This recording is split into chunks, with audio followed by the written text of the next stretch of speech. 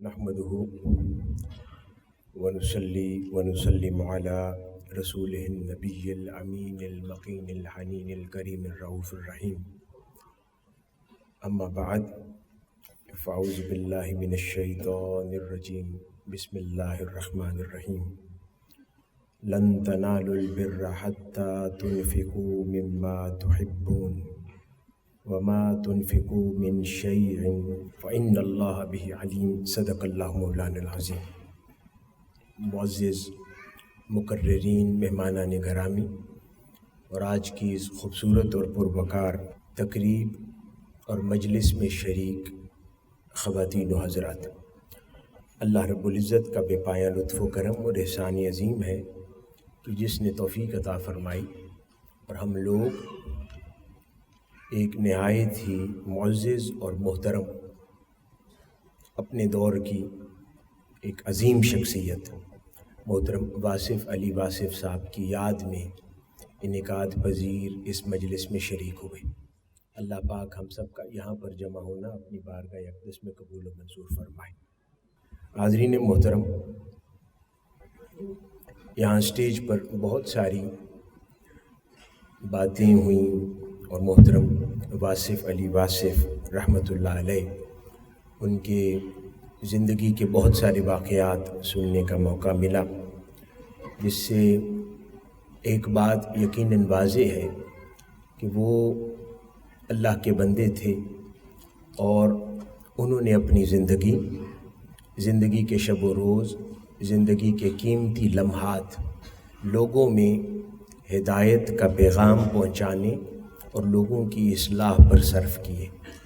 تو یقیناً کسی بھی شخص کے لیے اس سے زیادہ کامیابی اور کامرانی کی بات اور کوئی نہیں ہوتی کہ اللہ رب العزت کی عطا کردہ قیمتی زندگی وہ اللہ اور اس کے رسول صلی اللہ علیہ وآلہ وسلم کے بتائے ہوئے رستے پر گزار دے اور اس کی زندگی سے اللہ رب العزت کی مخلوق کو فائدہ پہنچے. تاجدار کائنات حضرت محمد مصطفیٰ صلی اللہ علیہ وآلہ وسلم نے آپ سے حدیث مبارکہ روایت کی گئی کہ آقا علیہ الصلوۃ والسلام سے صحابہ کرام نے عرض کیا کہ یا رسول اللہ صلی اللہ علیہ وآلہ وسلم، انسانوں میں سب سے بہترین شخص کون ہے؟ تو آقا علیہ الصلوۃ والسلام نے فرمایا کہ تم میں سے سب سے بہتر شخص وہ ہے جس کی زندگی سے دیگر مخلوق کو سب سے زیادہ فائدہ پہنچے. تو بہتر انسان ہونے کی اگر علامت یہ ہے تو میں سمجھتا ہوں کہ اللہ کے بہترین لوگوں میں سے محترم واصف علی واصف صاحب تھے کہ ان کی زندگی، ان کی تحریروں، ان کے کام، ان کی کتابوں سے بہت کثیر تعداد نے لوگوں نے ہدایت پائی، اپنی زندگی کا چال چلن بدلا، احوال زندگی بدلے.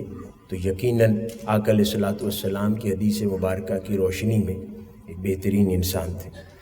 محترم واصف علی واصف صاحب، میری ذاتی ملاقات تو نہیں ہے، میری عمر بھی اتنی نہیں ہے کہ میں اس وقت مل پاتا، لیکن جو میں نے ان کی ایک ملاقات کا تذکرہ شیخ الاسلام پروفیسر ڈاکٹر محمد طاہر القادری مقدس اللہ العالی قبلہ والد گرامی سے سنا کہ لیٹ 80s میں اپنے وصال سے کچھ سال قبل وہ شیخ الاسلام سے ملاقات کے لیے گھر تشریف لائے، آپ سے ملاقات کی اور پہلی ملاقات تھی شیخ الاسلام کی محترم واصف علی واصف صاحب سے. تو آپ کہنے لگے کہ آپ سے تو میری پہلی ملاقات ہے لیکن آپ سے تعلق میرا نیا نہیں ہے. تو اس پہ شیخ الاسلام نے تعجب کا اظہار کیا اور پوچھا کہ کیسے؟ تو کہنے لگے کہ آپ سے جو محبت ہے اس کی اصل وجہ آپ کے والد گرامی سے میری محبت ہے. اور پھر وہ کہنے لگے کہ حضرت قبلہ فرید ملت ڈاکٹر فرید الدین قادری رحمۃ اللہ علیہ میرے دادا جان، کہ وہ جب میری سول سروس اور گورنمنٹ کی جو جاب تھی تو اس زمانے میں قبلہ دادا جان رحمۃ اللہ علیہ کا قیام جھنگ میں ہوتا تھا. تو کہتے ہیں تو اس وقت مجھے جب بھی موقع ملتا تو میں حضرت فرید ملت کی مجلس میں جا کر بیٹھتا ان سے استفادہ کرتا اور ان کے خطابات میں شریک ہوتا، اور مجھے ان سے بہت محبت تھی، اور میں اس محبت کے ناطے صرف آپ سے ملنے آیا ہوں۔ تو یہ وہ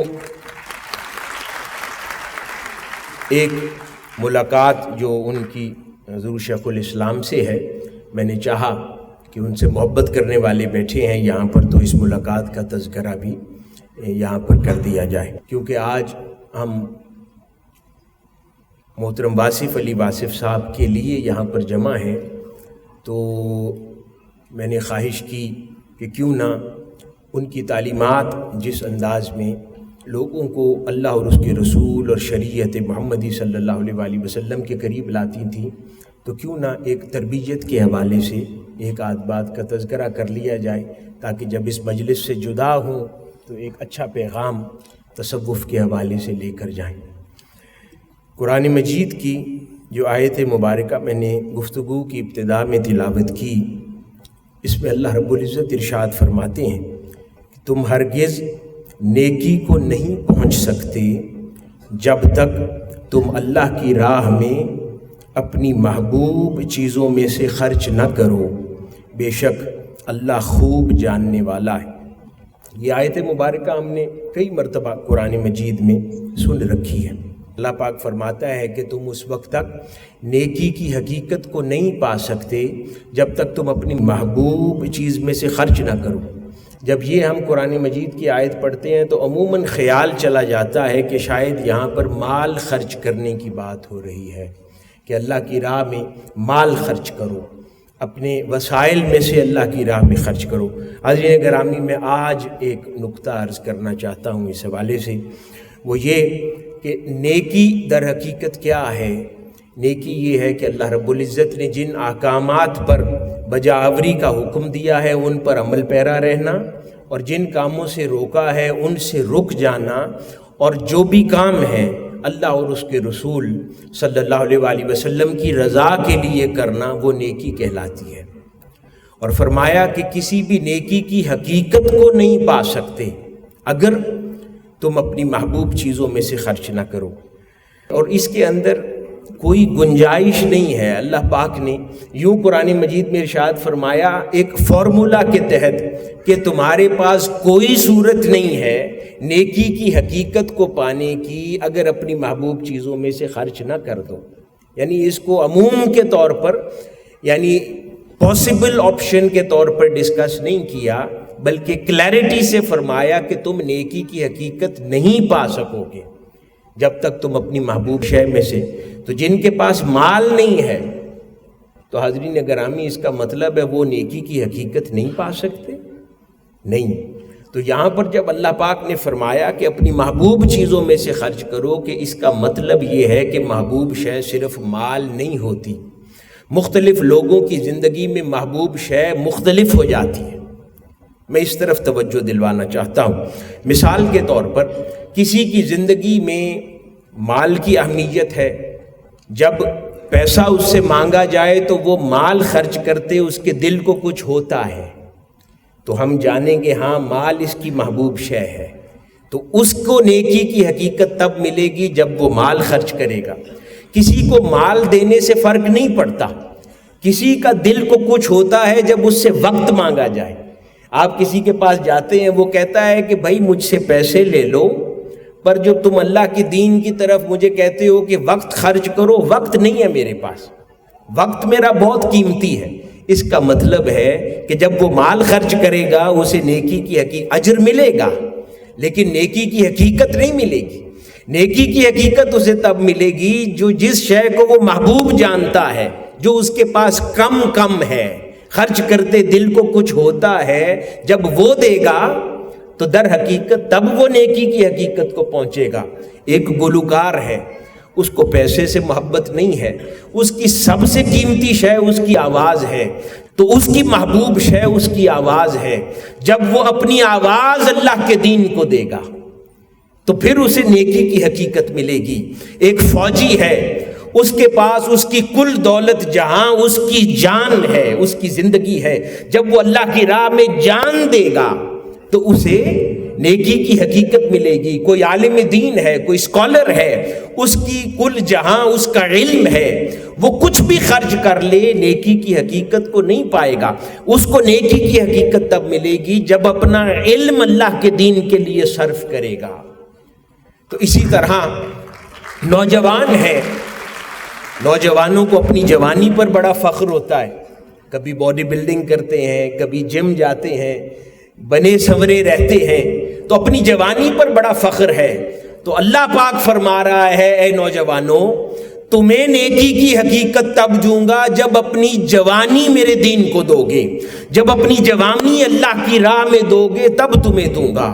اسی طرح کبھی ہم اپنے لباس کو بڑا بنار سوار کے، ہماری بہنیں بیٹھی ہیں، اپنا حسن ہے، لباس ہے، اور ان سب کو بنا سوار کے رکھتے ہیں، دھوپ میں نہیں نکلتے۔ اللہ پاک فرماتا ہے میں تو یہ دیکھتا ہوں کہ زندگی میں تمہیں جس چیز سے سب سے زیادہ پیار ہے کیا وہ دیتے ہو مجھے؟ کسی کو اپنے حسن سے پیار ہے تو اپنا حسن قربان کرتے ہو میرے لیے، کسی کو اپنے وقت سے پیار ہے تو وقت قربان کرتے ہو، تمہیں اپنے علم سے، کسی کو اپنے کیریئر سے پیار ہوتا ہے۔ محترم واصف علی واصف صاحب کی زندگی کا جائزہ لیں تو آپ نے ایک پروفیشنل اچھا کیریئر گزارا، لیکن اس کے بعد آپ نے اپنی پوری زندگی کو اللہ کی راہ کے لیے ڈیڈیکیٹ کر دیا۔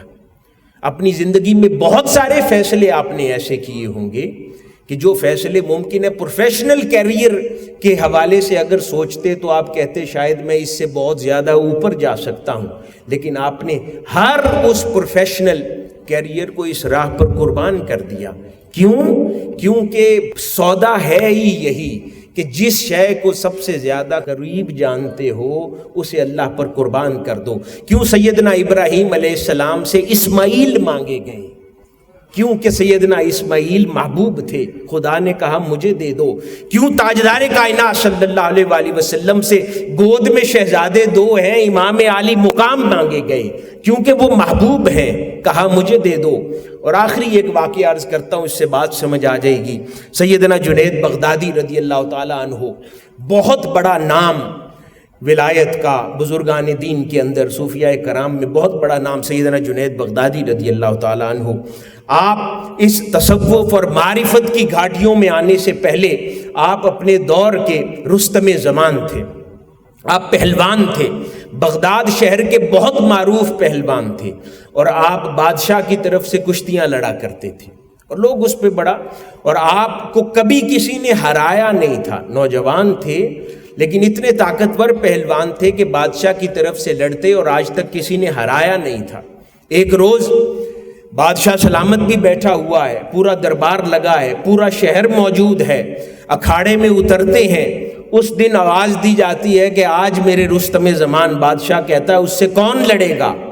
ایک نہایت ہی نحیف کمزور شخص، چھوٹی قدامت کا، اکھاڑے میں اتر آتا ہے، سارا شہر ہنستا ہے۔ وہ کہتا ہے کہ اسے آج تک بڑے سے بڑا پہلوان نہیں ہرا سکا، تو تم اتنے نحیف چھوٹے قد کے ہو، اس رستم زمان جنید کو کیسے ہراؤ گے؟ وہ کہتا ہے وہ مجھے نہیں پتا، جب وہ کشتی سے پہلے مجھے کچھ کان میں کہنا ہے جنید کے۔ تو وہ آ کر کہنے لگا، اس نے کہا کہ بادشاہ دیکھ رہا ہے، کیا کہنا چاہتے ہو؟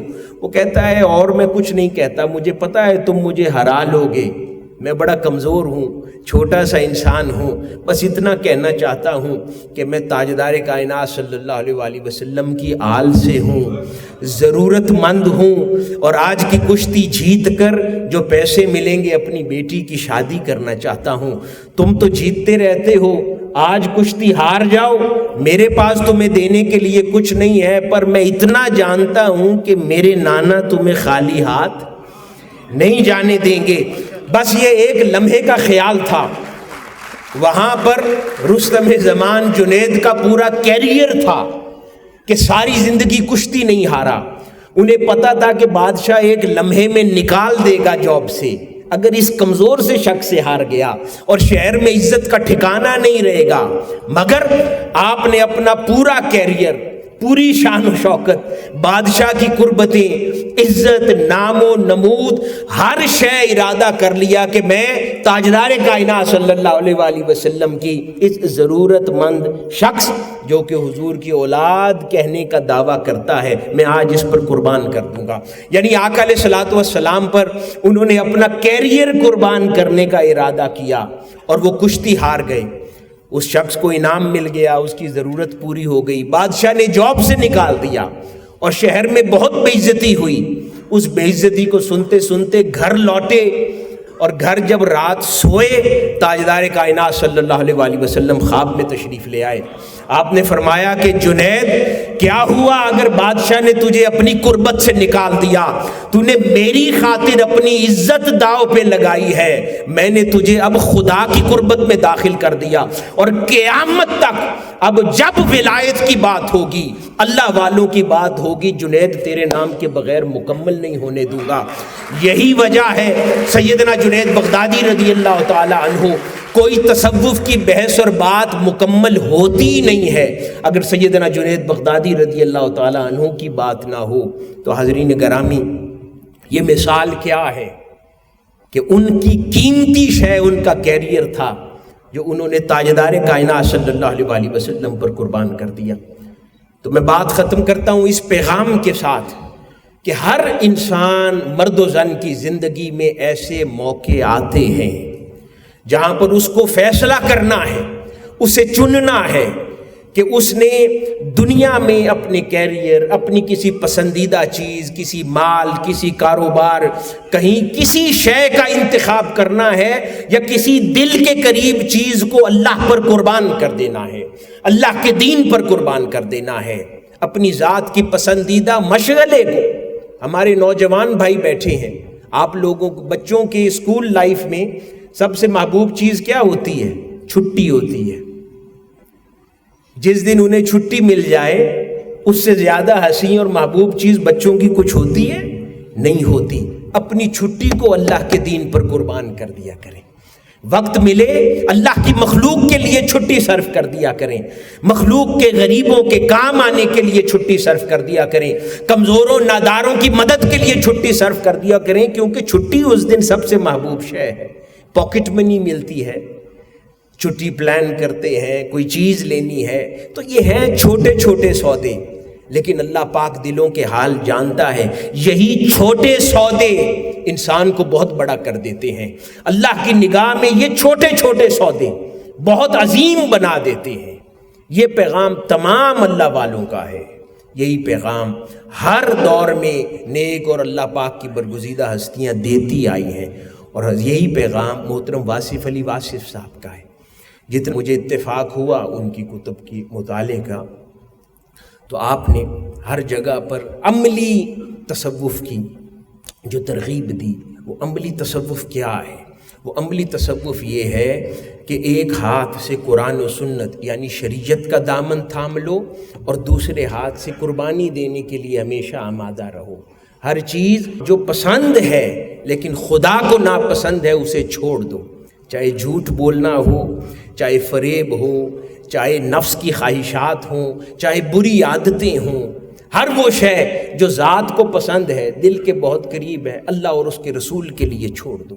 جھوٹی شہرت ہو، ناجائز بات ہو، غلط بیان ہو، ہر شے اس کو ٹھوکر مار دو، تو اللہ پاک تمہیں گرے ہوئے اٹھا لے گا، تمہارا قد اونچا کر دے گا۔ یہ پیغام ہے۔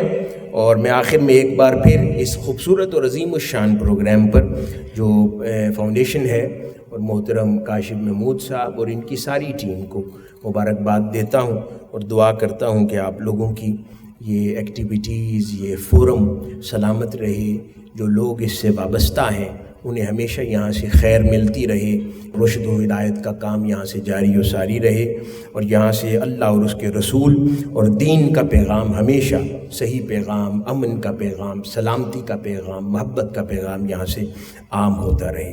والسلام وما علینا الا البلاغ۔